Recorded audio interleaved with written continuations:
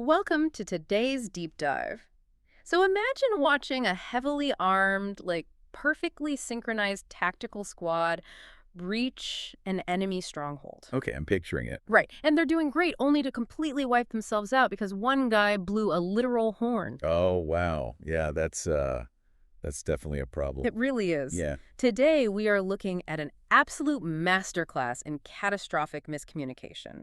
We are opening up an incredibly detailed adventure log from a session of a tabletop role-playing game. Right, the Phandelver and Below campaign. Exactly. And our mission for this deep dive is to reconstruct the dramatic infiltration of a place called Cragmaw Hideout. Have you ever been part of a team where, everyone is operating on a completely different wavelength? Oh, definitely. I mean, we all have, right? Yeah, well, that is exactly what happens here. It is a masterclass in high-stakes tension and, honestly, the terrible consequences of a single tactical mistake. It's a fascinating case study because what makes this story so compelling isn't just the combat, which, I mean, is highly cinematic on its own, Oh, for sure. but it's really the underlying clash of motivations. Oh. The group is about to meet a stranger whose hidden agenda will basically change the course of their entire mission. So, to set the stage for you, picture a muddy trail winding through this really dark pine forest. A narrow stream is spilling out of the gaping mouth of a cave. Sounds incredibly welcoming. Right, just Yeah. a lovely vacation spot.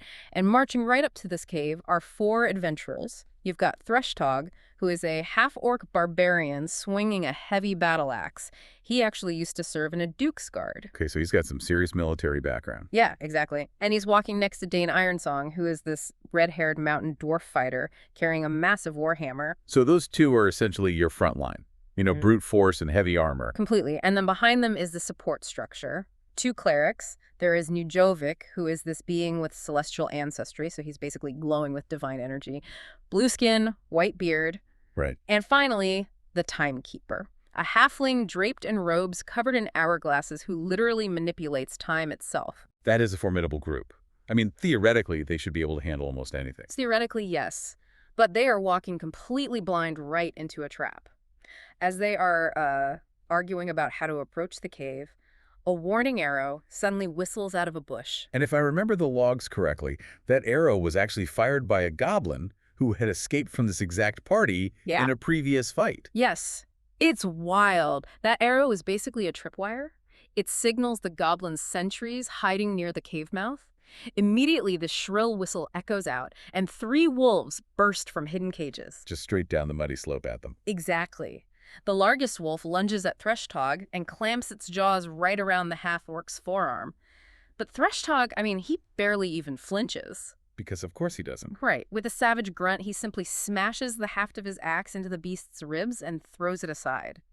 Meanwhile, Dane is dodging teeth, just swinging his hammer in these wide arcs. But the wolves don't just stick to the heavy hitters, right? Yeah. The third one, operating on, pure predatory instinct, circles around to the back line. Yeah, targeting the clerics, the squishy target. Exactly. Ugh. But Njovic responds by raising his holy symbol and blasting the creature with radiant light. And the Timekeeper, he whispers an invocation that actually dilates time for just a heartbeat. Oh, wow. So the wolf just slows down. Yeah, it moves like it's trapped in thick syrup. And that gives the halfling enough time to leap out of range. That's incredible. So up on the ridge, the goblins are jeering and laughing. They assume this is going to be a quick, easy victory for their wolves. But suddenly, the entire geometry of this fight changes. This is the turning point, right? It really is. A new sound cuts through the forest. An arrow flies from the trees and buries itself deep in the shoulder of the largest wolf. And then, a split second later, a second arrow hits the wolf stalking Dane. Right. The adventurers turn, and stepping out of the shadows of the pines is a new player, Chiron Silverspire. He's a rogue. Specifically a tiefling, so red skin, curved horns, the whole infernal bloodline look. And his bow is already knocked with a third arrow. It's just so cinematic. It's like a corporate white knight swooping in at the exact perfect second during a hostile takeover. Maximum impact, perfect timing. It really is the ultimate superhero landing. Totally. Before the party can even process who he is, Chiron fires that third arrow, instantly dropping the wolf that was threatening the clerics. But, and this is where it's interesting, Chiron isn't just a random Good Samaritan wandering the woods, is he? Not at all. And this is crucial to understanding what happens later. Chiron is operating on a highly specific, hidden motivation. Right. What's his actual deal here? Well, he is a special agent for a major merchant house called the Lion Shield Coster. He's tracking a lost shipment of goods traveling from the Republic of Darrikin to a town called Phandelver. Okay, so he's on official business. Exactly. He tracked those stolen goods right here to Cragmaw Cave. He's been scouting this entrance for days, looking for a non-lethal way in. Because charging a goblin lair solo is basically suicide for a rogue. Right. He relies on stealth. So when he sees this heavily armed party get ambushed, he steps in purely on the logic that, well, the enemy of my enemy is my friend. Or at least a very useful tool. I love the snappy in-character banter that happens next. Chiron grins at this battered group and just says, "Thought you might need a hand." Such classic rogue energy. Oh, totally. And then he immediately darts into the undergrowth, just vanishing from sight, which actually distracts the wounded wolf near Threshtog. Right, because by disappearing, he forces the enemy to look for him. It's highly calculated maneuver. And the moment the wolf exposes its flank, Threshtog brings his battle axe down in a brutal arc, ending that threat, leaving just one wolf, which lunges at Dane. But Chiron is already in position, right? Exactly. Right as it lunges, Chiron materializes from hiding directly behind it. His dagger flashes, finds a vulnerable gap, and sets up Dane to finish it off with a crushing hammer blow. Just brilliant synergy. It is. Silence falls over the trail. Threshtog looks at the tiefling and says, "You fight well." And Chiron's brilliant reply is, "I prefer fighting things that don't know I'm there." That line is so important. It's the key to Chiron's entire operational philosophy. He fights smarter, not harder. But wait, let me push back on this a little bit. Is Chiron actually being a team player here? Or is he just looking at this loud armored group and thinking, perfect, a battering ram so I can finally get inside? You've hit on the core tension right there. Yeah. Chiron is absolutely an opportunist.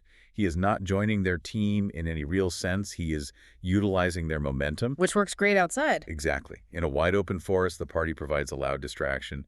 Chiron provides surgical strikes from the shadows, and their separate methodologies happen to align perfectly. But that alignment is basically an illusion, right? Because as soon as they chase the last fleeing goblin into the cave, everything falls apart. We transition from this open pine forest to a claustrophobic, echoing cavern. And the rules of engagement change entirely when the environment shrinks like that. Yeah. The tactics that generated a flawless victory outdoors become fatal liabilities indoors. So the group chases this goblin into a small side chamber, which turns out to be a kennel with 2 chained wolves. Dane yells out, "Stop him," but he's too late. The goblin blows a warning horn. The goblin's internal early warning system has just been triggered. Threshtog and the clerics quickly dispatch the goblin and the wolves, and Dane actually pockets the goblin's horn. Now, while the heavy hitters are catching their breath, Chiron does what rogues do. He pushes ahead. Into the dark, alone. Yeah. He climbs up to a high wooden bridge spanning the main passage, and what he sees is a nightmare. 5 armed goblins in the East Passage. He tries to urgently gesture down to Dane in the dim light. Trying to communicate the threat. Right. Pantomiming like 5 enemies, East Tunnel. But a goblin looks up, spots Chiron, and shrieks. Drums start pounding. Chiron realizes stealth is completely dead. And that's when the catastrophic mistake happens down below. Yes. Down below, Dane takes out that captured goblin horn and blows it. And he yells, "Come on then, you miserable little rats." Which is just, I mean, it's a massive tactical error. Wait, let's look at this from a frontline fighter's perspective. Wasn't Dane actually doing the right thing here? He sees the squishy rogue trapped on a bridge, surrounded. Yeah. Isn't he just trying to draw aggro and act as a tank? Well, his instinct to protect was completely sound. He wanted to draw the enemy's focus away from Chiron. The issue isn't his intention. So what's the issue? It's how he fundamentally misunderstood the acoustics and the architecture of the environment. By blowing the horn, he didn't just taunt a few goblins. He echoed a challenge through the entire tunnel system. Oh, wow. So he woke up everyone. Exactly. He escalated a localized skirmish into a full-scale lair defense. This is what happens when a specialist operates too far ahead of the party without an agreed-upon communication strategy. Right. They had no shared playbook. Dane thought they were going loud. Chiron thought they were playing it stealthy. And Dane's taunt didn't just bring enemies down the tunnel. It triggered a mechanical response they couldn't punch their way out of. The environmental traps. Yes. A heavy grinding sound echoes from somewhere far above the bridge. Chiron yells, "Run!" And suddenly, a literal wall of water is hurtling down the passage. The goblins unleashed a flood trap, and the sheer physics of a pressurized water release in a narrow stone tunnel, it acts like a solid battering ram. It completely obliterates their formation.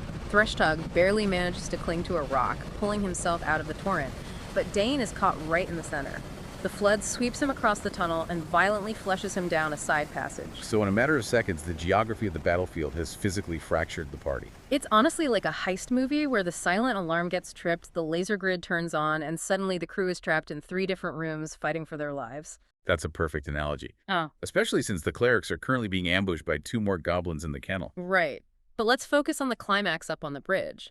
Chiron is completely surrounded. He fights brilliantly, dodging and firing at point-blank range, but he's taking arrows. It comes down to a numbers game. Fighting 5-on-1 in the open means he's taking 5 attacks for every one he dishes out. A rogue just isn't built for that. He takes an arrow to the shoulder, then the side. Finally, one catches him in the chest and he collapses. Dane, who is fighting the current down below, sees this and just roars no. He feels directly responsible for what happened to Chiron. He definitely does. He attempts this desperate free climb up the slick cavern wall right above the raging flood. Hand over hand, he almost makes it. And then a stone breaks loose. Oh, no. Dane just says, "Oh, bugger," and the torrent completely seizes him. The cave literally chewed them up and spat them out. Which perfectly links the physical fracturing of the party to the ultimate failure of their infiltration. Let's look at the aftermath. Yeah, so the timekeeper sees this massive shaped Dane hurtling through the water, and he leaps into the torrent after him. The water flushes them completely out of the cave. So they're back outside in the mud. Exactly. Dane washes ashore, completely unconscious. The timekeeper stumbles out, prays, and casts healing word. Dane gasps awake, coughing up water, and his very first thought isn't even about himself. He grabs the cleric and wheezes, "They got Chiron." Which is deeply tragic, but also profoundly ironic, given what's happening inside the cave. Right, because inside the now quieted kennel, Threshtug and Yuzhavik are just standing amid goblin bodies.